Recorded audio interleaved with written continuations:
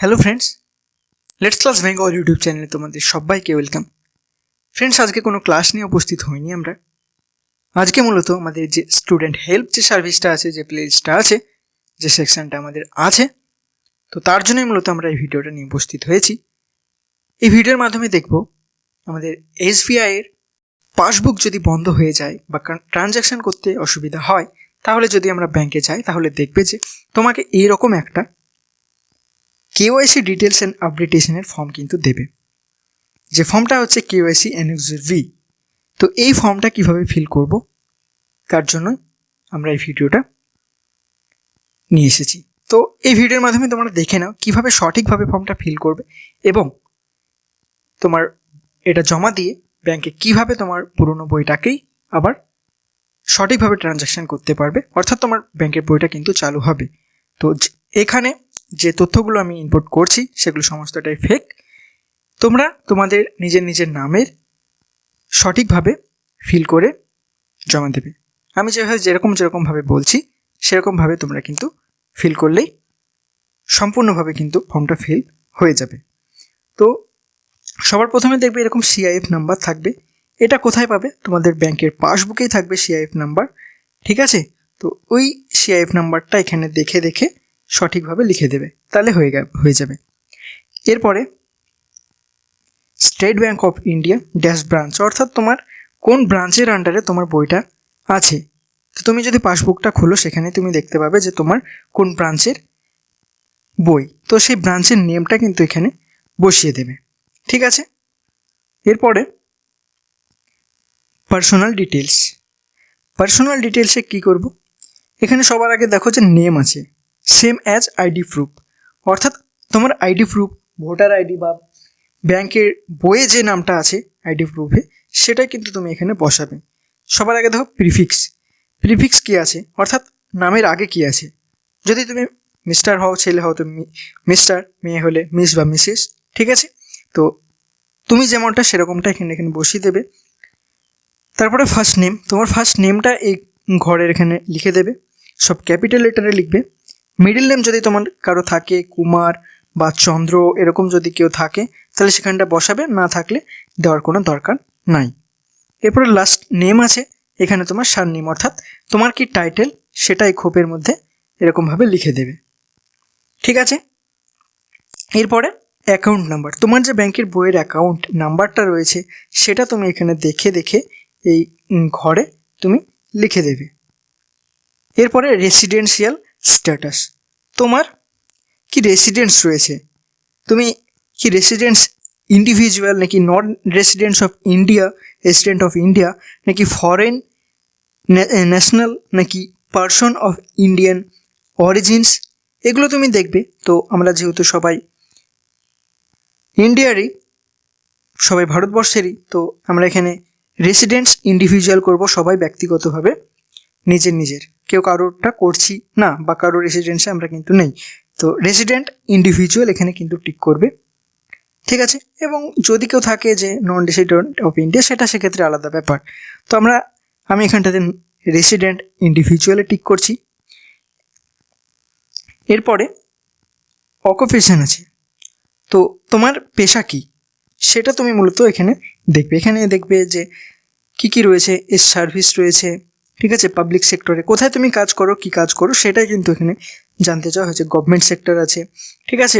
Others আছে, professional, ঠিক আছে? সেলফ এমপ্লয়েড নাকি তুমি হাউস ওয়াইফ নাকি স্টুডেন্ট, তুমি যেটা স্টুডেন্ট যদি হও তাহলে স্টুডেন্টে কি টিক করবে, হাউস ওয়াইফ যদি হও তাহলে হাউস ওয়াইফে টিক করবে, ঠিক আছে? অর্থাৎ তোমার যে পেশা সেটা তুমি এখানে দেখাবে।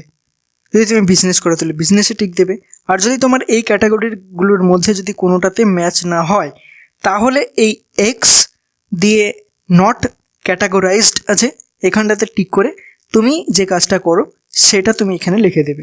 তো আমি এখানে কাল্টিভেটর লিখেছি, যেহেতু ওটা আমার ক্যাটাগরাইজড নেই তার জন্য আমি এখানে কাল্টিভেটর লিখেছি, অর্থাৎ কৃষক। এরপর অ্যানুয়াল ইনকাম বা টার্নওভার কত রয়েছে সেটা এখানে করতে হবে। তুমি তোমার বাৎসরিক যে ইনকামটা রয়েছে সেখানটা এখানে লিখে দেবে, ঠিক আছে? আমি এখানে 50,000 করেছি বাৎসরিক ইনকাম। তো এরপরে এরপরে আইডেন্টিফিকেশান যেটা আছে আইডেন্টিফিকেশান ইনফরমেশান, তো এই জায়গাটা কি করতে বলা হচ্ছে, এখানে ম্যান্ডেটরি আছে। কি ম্যান্ডেটরি আছে তোমার, এখানে প্যান নাম্বারটা ম্যান্ডেটরি আছে। তো তোমার প্যান কার্ডটা বের করবে এবং প্যান কার্ডের নাম্বারটা দেখে দেখে এখানে লিখে দেবে। ঠিক আছে, এই দিকটায় দেখো এখানে ছবি আছে, এটা ছবি ফর্মটা ফিল করে যখন জমা দিচ্ছ তখন কিন্তু এখানে একটা অবশ্যই ছবিটা সাটিয়ে দেবে। ঠিক আছে, এখানে ছবি দিতে হবে।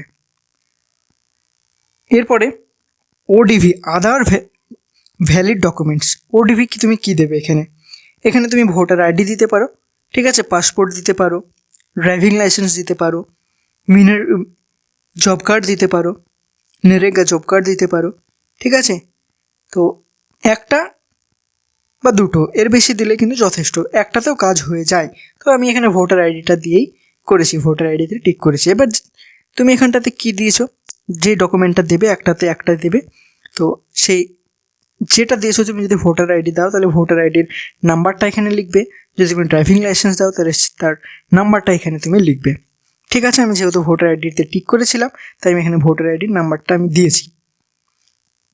এরপরে দেখো আধার নাম্বার আছে, আধার নাম্বারটা তোমার দেখে দেখে এখানটাতে লিখে দেবে আধার নাম্বার। তারপরে 3 নম্বরে দেখো current oblique permanent oblique overseas address details. তো ওভারসিয়াস অ্যাড্রেস ডিটেলস কারেন্ট বা পার্মানেন্ট, এখানে তুমি যেখানে বাস করছো সে জায়গাটা কি তোমার বর্তমানের একটা ঠিকানা, না এখানে তুমি পার্মানেন্টই বাস করো, সেটা জানতে চাওয়া হয়েছে। তো আমি যেহেতু এই ঠিকানায় পার্মানেন্ট বাস করি তাই আমি এখানে পার্মানেন্ট দেখিয়েছি, পার্মানেন্টে টিক করেছি। ঠিক আছে, বেশ। এরপরে আবার আদার যে ভ্যালিড ডকুমেন্টস সেটা জানতে চাওয়া হয়েছে এখানে, এখানে আমি আবার ভোটার আইডিতে টিক করেছি, ডকুমেন্ট নাম্বারটা আমি এখানে বসিয়েছি। ঠিক আছে,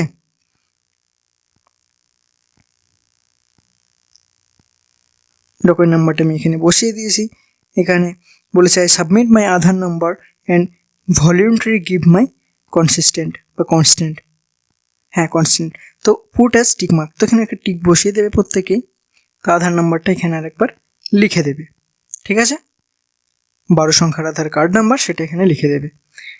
এরপর আসো 3 নম্বরে, যেখানে তোমার বলেছে যে অ্যাড্রেস, অ্যাড্রেসটা কিন্তু তোমার এখানে বলেছে জানতে চাওয়া হয়েছে। তো অ্যাড্রেস লাইনে দেখো কি আছে, প্রথমে লাইন 1 আছে, লাইন 2 আছে, লাইন 3 আছে। ঠিক আছে, তারপরে এদিকে সিটি টাউন অবলিক ভিলেজ আছে, তারপরে পিনকোড আছে, তারপর স্টেট আছে। তো সবার প্রথমে আমি ভিলেজ লিখেছি, তুমি তোমার গ্রামের নামটা এখানে বসিয়ে দেবে। তারপরে পোস্ট অফিসের নাম, পোস্ট অফিস এরকম লিখে একটা ড্যাশ দিয়ে তারপরে পোস্ট অফিসের নামটা তুমি এখানে বসিয়ে দেবে। লাইন 3তে আছে কি, এখানে থানা, এখানে পিএস লিখতে পারো। ঠিক আছে, এখানে পিএস লিখে একটা দাগ দিয়ে তোমার পুলিশ স্টেশন যেটা আছে সেটা তুমি এই খোপের মধ্যে লিখে দিতে পারো। ঠিক আছে, এরপরে তোমার সিটি না টাউন না ভিলেজ সেটাতে টিক করে তুমি এখানে সে সিটির নামটা লিখে দেবে। যেহেতু আমি এখানে ভিলেজের নাম লিখেছি তাই আমি এখানে সিটিতে টিক করেছি। ঠিক আছে, এখানে তুমি তোমার যদি না মনে হয় তুমি এখানে ভিলেজ নামটাও দিতে পারো, কোনো অসুবিধা নেই। সিটি বা টাউন বা ভিলেজ যে কোনো 3টের মধ্যে একটা দিতে পারো। ঠিক আছে, তো আমি এখানে যেহেতু ভিলেজ নামটা প্রথমেই লিখেছি তাই আমি এখানে ভিলেজে টিক করিনি, আমি এখানে আমার সিটিতে টিক করেছি, সিটি দিয়ে দিয়েছি আমি লালবাগ। বোঝা গেছে, বেশ। এবার এখানে ডিস্ট্রিক্ট জানতে চাওয়া হয়েছে, ডিস্ট্রিক্ট মুর্শিদাবাদ ডিস্ট্রিক্ট আমি এখানে লিখে দিয়েছি, তোমার যে ডিস্ট্রিক্ট সেটা তুমি এখানে বসিয়ে দেবে। তারপরে পোস্টাল কোড, তোমার পোস্ট অফিসের কি পোস্টাল কোড রয়েছে সেটা পিন নাম্বারটা এখানে বসিয়ে দেবে। স্টেট ওয়েস্ট বেঙ্গল, ডাব্লিউবি শর্টে তুমি লিখে দেবে এখানে ডাব্লিউবি ওয়েস্ট বেঙ্গল। ঠিক আছে, বেশ। এরপরে আমরা দেখব কন্ট্যাক্ট ডিটেলস, কন্ট্যাক্ট ডিটেলসে কী জানতে চাওয়া হয়েছে।